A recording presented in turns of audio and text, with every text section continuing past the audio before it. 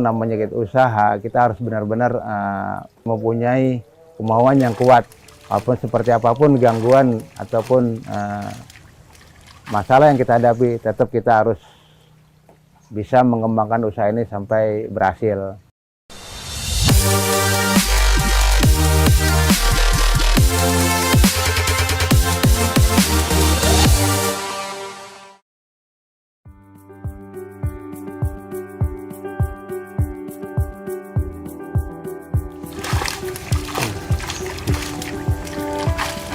Nama saya Adi Irwansyah, pemilik Mina Fish Farm Ciganjur.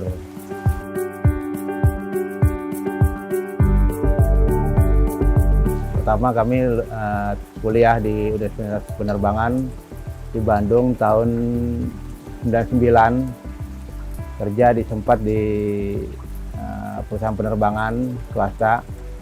Kemudian karena terjadinya krisis moneter, kami dirumahkan. Waktu itu kami tinggal di Tebet tanpa sengaja, punya akuarium kecil ukuran 60 x 30, dikasih cupang oleh teman sepasang. Kemudian saya tetaskan, saya telurkan, setiap hari mencari kutu air. Gitu. Setelah makin lama makin besar, kemudian saya berpikir bagaimana untuk mencari botol-botol aqua gitu, untuk memisahkan anak-anak ikan. Setiap minggu main bola di Kuningan, kemudian saya mencari botol-botol aqua, saya pasangnya satu-satu sampai besar. Setelah itu kami berpikir bagaimana pemasarannya gitu. Akhirnya kami punya masalah, cara pemasarannya gimana, saya cari-cari, saya pernah ke Ciganjur, akhirnya saya main ke Ciganjur. Dari harga yang mungkin murah waktu itu 500 perak, ikan diborong semua habis. Kemudian saya waktu itu masih bujangan istilahnya, belum mempunyai tanggungan.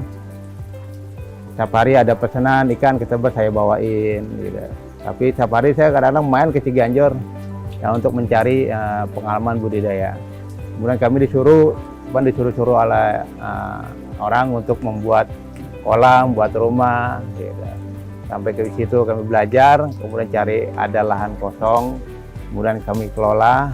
Akhirnya saya tidak punya modal, saya berpikir, gimana cari modal gitu. Akhirnya dapat modal dipinjemin waktu itu dari kelurahan sekitar 2.500.000. Karena pengalaman saya membuat kolam waktu itu, akhirnya saya buat sendiri. Setelah kolam sudah menjadi, kemudian saya bermain pertama kali itu gurame. Dari beli gurame, sarang dari telur, kemudian kita jual ukuran-ukuran nguku, kita jual biasa ke Bogor, ke Parung gitu. Kemudian kita ajak teman-teman di sini untuk budidaya gurame, yang hasilnya pun alhamdulillah istilahnya gitu permintaan. Untuk mengembangkan usahanya lagi, kami berpikir bagaimana cara-cara yang kemasannya lebih luas lagi.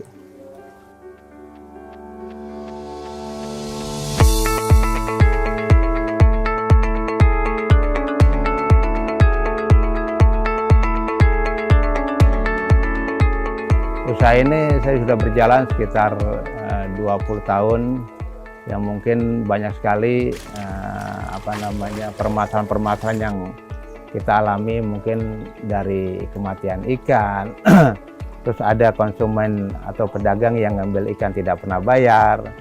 Itu semua ada aja masalah untuk menghadapi suatu usaha. Tapi kita di situ namanya kita usaha, kita harus benar-benar mempunyai kemauan yang kuat. Walaupun seperti apapun gangguan ataupun masalah yang kita hadapi, tetap kita harus bisa mengembangkan usaha ini sampai berhasil. Nah, terus pertama kali kami main itu ikan hias.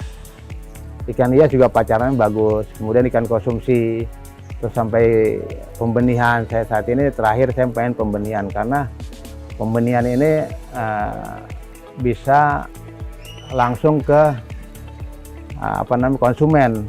Semua ikan pada dasarnya sih laku semua ikan, istilahnya itu. Tapi ada masing-masing di sini punya spesialis. Misalnya saya punya spesialis gurame gitu. Kalau ikan yang lain itu hanya sebagai pendukung. bisa juga, tapi yang biasanya yang untuk konsumen langsung biasa lele. Lele kadang-kadang kalau misalnya kekurangan kita ngambil di luar. Kalau misalnya kita membutuhkan sendiri, kita ternak sendiri, budidaya sendiri. Kelebihannya dari tempat kami, pertama kita menjaga kualitas ikan.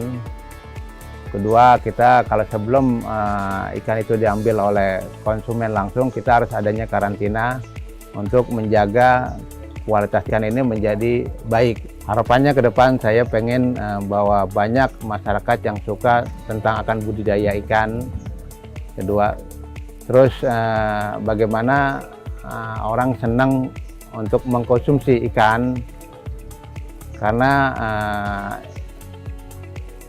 ikan ini harus sesuai dengan standar CBIB, cara budidaya ikan yang baik. Karena kita harus paham cara budidaya ikan baik, karena ada sesuatu yang biar ikan ini menjadi baik.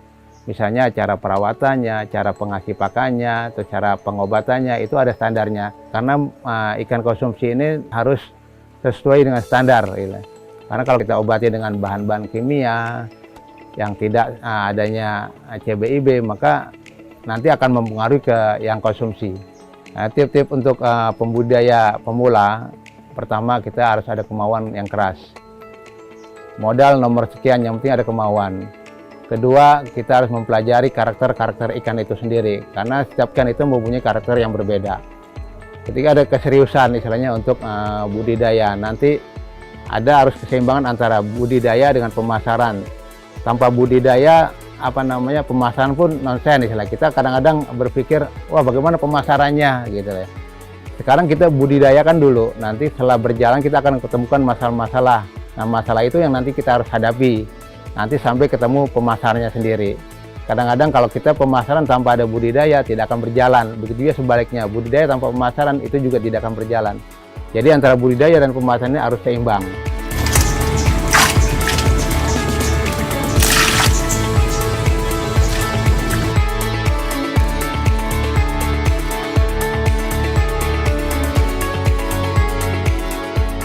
Alhamdulillah ya, saya utamakan kualitas ikan yang ada di sini, bibitnya itu berkualitas baik. Kemudian juga dengan harga yang relatif cukup murah. Dan setelah itu juga saya pelanggan lama, jadi ke teman-teman pun saya selalu kasih informasi untuk membeli ikan itu ada di tempat Pak Irwansyah.